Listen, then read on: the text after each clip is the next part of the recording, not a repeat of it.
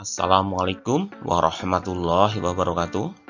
Kita berjumpa lagi untuk melanjutkan pembelajaran pada video sebelumnya untuk pembahasan soal KSN IPA SMP tingkat kabupaten atau kota tahun 2020, nomor soal 11 sampai 20. Bagi yang belum subscribe, teman-teman sekalian, silahkan kalian untuk subscribe agar tidak ketinggalan video terbaru. Soal nomor 11. Pada hewan berikut, darah yang kaya akan oksigen mengalir langsung ke dalam kapiler sirkulasi sistematik tanpa terlebih dahulu kembali ke jantung. Jawaban yang benar adalah C, yaitu paus biru ya teman-teman. Hal ini karena darah mengalir dari organ tubuh langsung menuju ke otak. Hal ini juga yang menyebabkan paus tetap bisa bernafas sampai ke permukaan air, teman-teman. Soal nomor 12. Perhatikan daftar berikut.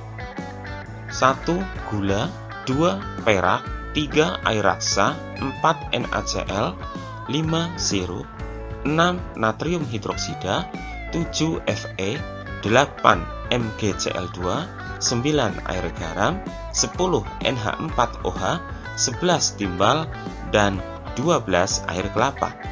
Data yang termasuk kelompok senyawa adalah jawaban yang benar yaitu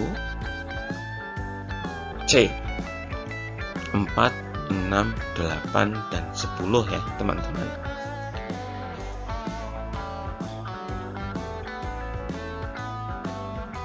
Nomor 13. Daun Rheodiscolor direndam dalam suatu larutan.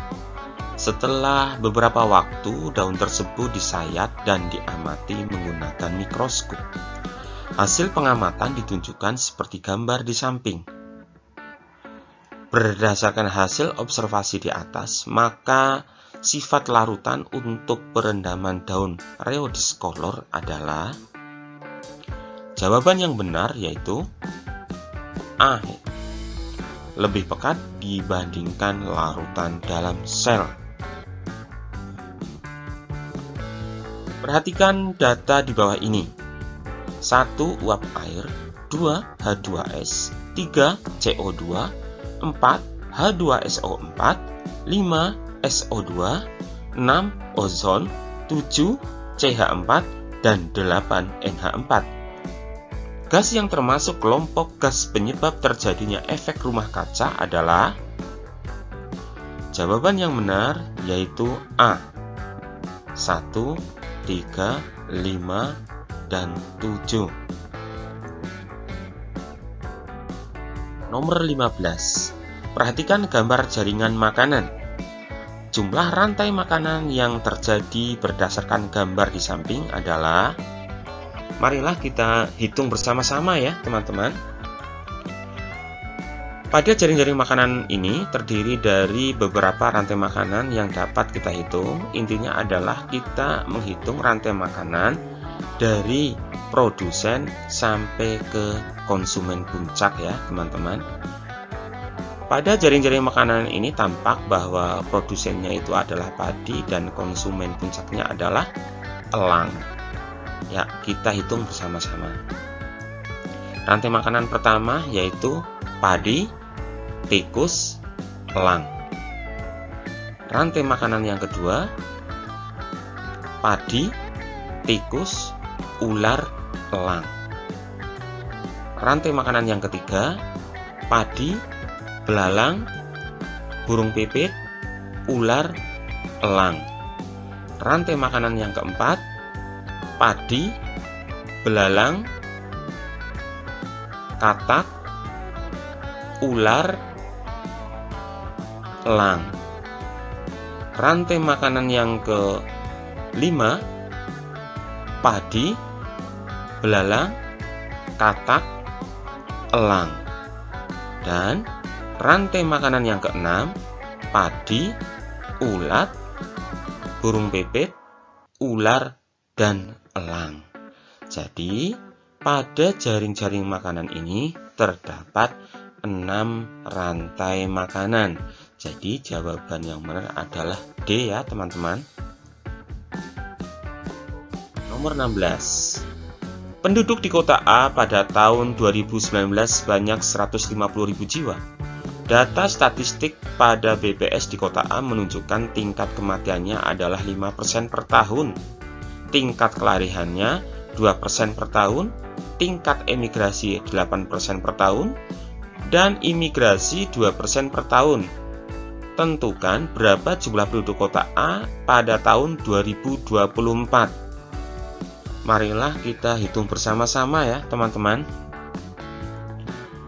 Ya, dari soal diketahui ya, waktunya ya, atau di sini simbolnya N itu adalah tahun 2024 dikurangi 2019 sama dengan 5 ya teman-teman.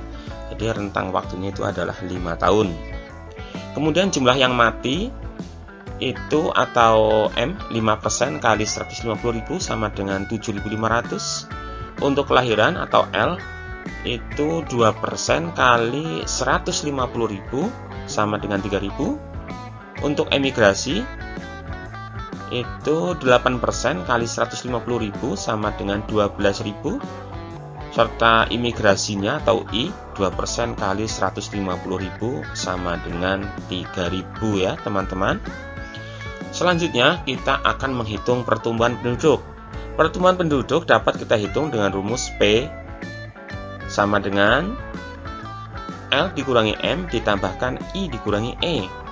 Angka-angka kita masukkan, di mana P sama dengan 3.000 dikurangi 7.500 plus 3.000 dikurangi 12.000. Pertumbuhan penduduknya itu sama dengan negatif 4.500 dikurangi 9.000 sama dengan negatif 13.500. Angka minus di sini menunjukkan bahwa penduduknya itu semakin berkurang ya teman-teman.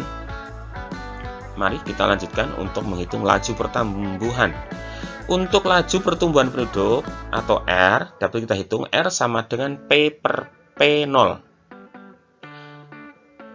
Angka-angka kita masukkan, R sama dengan negatif 13.500 dibagi 150.000 sama dengan negatif 0,09.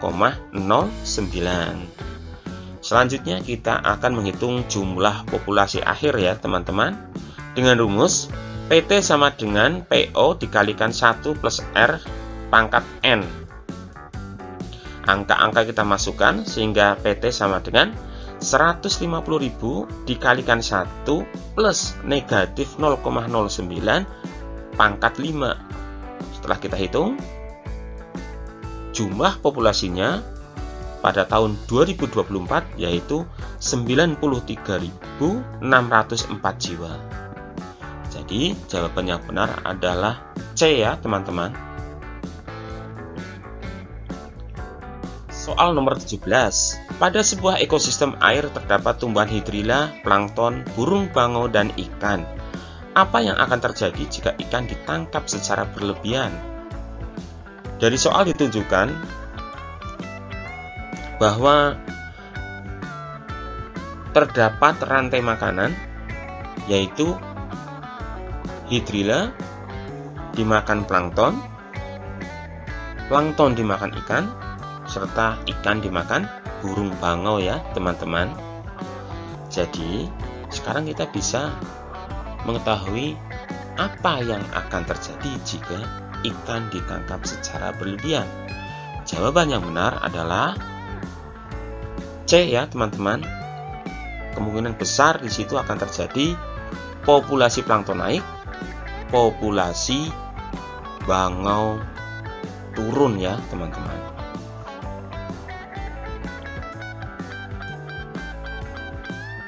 Soal nomor 18. Area konservasi yang mempunyai ekosistem asli yang dimanfaatkan untuk tujuan penelitian, ilmu pengetahuan, pendidikan, menunjang budidaya, pariwisata, dan rekreasi adalah jawaban yang benar, yaitu A. Taman Nasional, teman-teman. Soal nomor 19. Perhatikan ciri-ciri di bawah ini. 1. Daun tipis dan lebar. 2. Daun tereduksi seperti daun. 3. Daun tebal dan mempunyai lapisan lilin. 4. Mempunyai akar tunjang yang tinggi. 5. Bunga bentuk mahkota. 6. Kulit batang keras tidak berpori. 7. Akar serabut. 8. Tunas dapat mengapung. 9. Memiliki strobilus. Serta 10. Melakukan metagenesis. Berdasarkan daftar ciri-ciri di atas, yang paling baik untuk beradaptasi tumbuhan yang hidup di daerah pasang surut adalah nomor. Jadi teman-teman, bahwa salah satu contoh tumbuhan yang hidup di daerah pasang surut itu adalah tumbuhan bakau ya teman-teman. Jadi dari ciri-ciri tadi kita dapat mengarahkan ya ciri-ciri mana yang sesuai dengan tumbuhan bakau ya teman-teman. Jadi yang benar itu adalah jawaban C ya teman-teman. 3, 4, 5, 6, dan 8. Soal nomor 20. Pada siklus nitrogen terdapat salah satu tahapan nitrogen dihasilkan dari proses dekomposisi senyawa organik yang berasal dari organisme yang mati. Proses dekomposisi tersebut menghasilkan nitrogen dalam bentuk. Jawaban yang benar yaitu A. NH4 ya teman-teman. Terima kasih, sampai jumpa pada video pembelajaran berikutnya atau video yang lain. Wassalamualaikum warahmatullahi wabarakatuh.